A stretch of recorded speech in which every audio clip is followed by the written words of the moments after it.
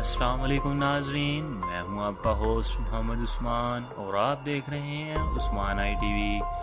آج کا ہمارا موضوع ہے جاپان میں موجود لاکھوں آسیب زدہ گھر اور کیوں لوگ یہ گھر مفت میں بھی نہیں لیتے۔ حقیقت جاننے کے لیے ہمارے ساتھ بنے رہیے۔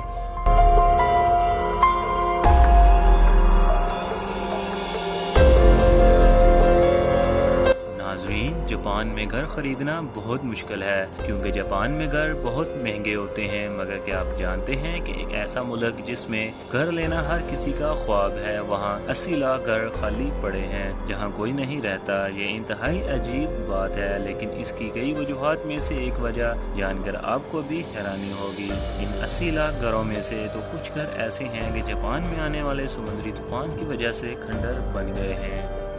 لیکن ایک اور عجیب مسئلہ یہ بھی ہے کہ اس میں سے موسٹلی گھروں کی ایک ایسی تعداد ہے جنہیں جاپان کے لوگ ہانٹڈ سمجھتے ہیں، یعنی کہ آسیب زدہ۔ ویسے تو دنیا میں ہر جگہ جنات موجود ہیں، جہاں اس دنیا میں انسان، جانور اور دوسری مخلوقات رہتی ہیں وہاں جنات بھی رہتے ہیں، مگر جاپان میں یہ ایک عجیب اور بہت بڑا مسئلہ ہے۔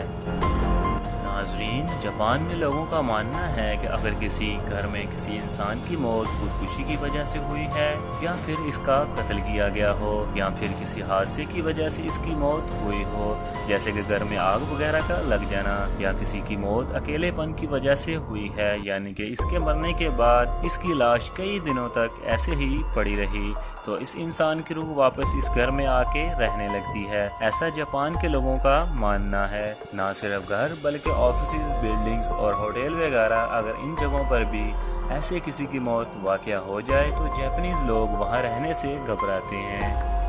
جاپان میں یہ ایک بڑا مسئلہ ہے اور ایسی جگہوں کو خالی چھوڑ دیا جاتا ہے۔ موسٹلی گھر وغیرہ، چاہے گھر کتنا ہی خوبصورت کیوں نہ ہو، اسے بیچنے کا بہت زیادہ مسئلہ بن جاتا ہے۔ جاپان میں ایسے گھروں کو جیکو بکن کہتے ہیں۔ جب بھی کوئی شخص گھر خریدنے یا کرائے پر لینے کے لیے کسی بھی ریئل اسٹیٹ ایجنٹ کے پاس جاتا ہے تو یہ قانون میں شامل ہے کہ وہ ریئل اسٹیٹ ایجنٹ اس شخص کو بتائے کہ یہ جگہ جیکو بکن ہے، یعنی کہ ایک ایسی جگہ ہے جہاں کسی کی بہت تکلیف میں موت ہوئی تھی، اور اگر ریئل اسٹیٹ ایجنٹ یہ بات نہیں بتائے گا اور یہ بات چھپائے گا تو گھر لینے والا اس کے خلاف عدالت میں جا سکتا ہے۔ اب آپ خود اندازہ لگائیں کہ یہ جاپان میں کتنا سیریس مسئلہ ہے۔ اگر آپ لوگ ایسا گھر لے رہے ہیں تو آپ کو اچھا خاصا ڈسکاؤنٹ دیا جاتا ہے، جو کہ 20% تک ہو سکتا ہے، کیونکہ اس گھر کے مالک کو پتہ ہوتا ہے کہ اس گھر کو بغیر ڈسکاؤنٹ کے بیچا نہیں جا سکتا۔ ایسے گھروں کو، جسے یہ لوگ آسیب زدہ کہتے ہیں، ایسے گھروں کی خرید و فروخت کے لیے ایک علیحدہ ویب سائٹ موجود ہے جہاں سے آپ ان گھروں کو لو پرائز میں لے سکتے ہیں۔ ایک دفعہ تو یہ افواہ بھی پھیلی تھی کہ پرائم منسٹر اپنے پرائم منسٹر ہاؤس میں رہنا ہی نہیں چاہتے کیونکہ وہاں کسی لیڈر کا قتل ہوا تھا۔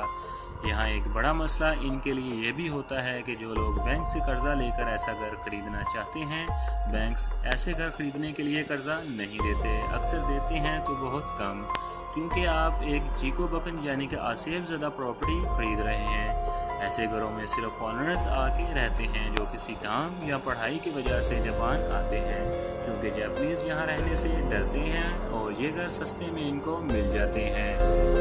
اب تو جاپنیز گورنمنٹ ان 80 لاکھ گھروں کو جاپان کے غریب طبقے میں مفت تقسیم کرنے کا سوچ رہی ہے، لیکن کچھ لوگ ایسے ہیں کہ ایسی بے ایمانی کہانیوں کی وجہ سے گھر مفت میں بھی نہیں لیں گے۔ ان میں سے تو کچھ گھر ایسے بھی ہیں کہ جو 25 سال سے خالی پڑے ہیں۔ تو ناظرین محترم، سوال یہ ہے کہ جاپنیز لوگ ایسے گھروں میں رہنے سے کیوں ڈرتے ہیں؟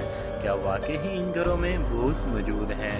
تو حقیقت بات یہ ہے کہ جنات تو ہماری دنیا میں موجود ہیں، مگر جو سچویشن جاپان کی ہے یہ بس ایک بے مطلب اور بے معنی کہانیاں ہیں، یعنی کہ سپرسٹیشن، اور لوگ انہیں سچ مان بیٹھے ہیں۔ اس سے صرف اور صرف زندگی گزارنا مشکل ہو جاتی ہے، جیسے کہ جاپان میں کئی لاکھ گھر ویران پڑے ہیں اور اس کی وجہ صرف اور صرف یہ بے معنی اور بے مطلب باتیں ہیں۔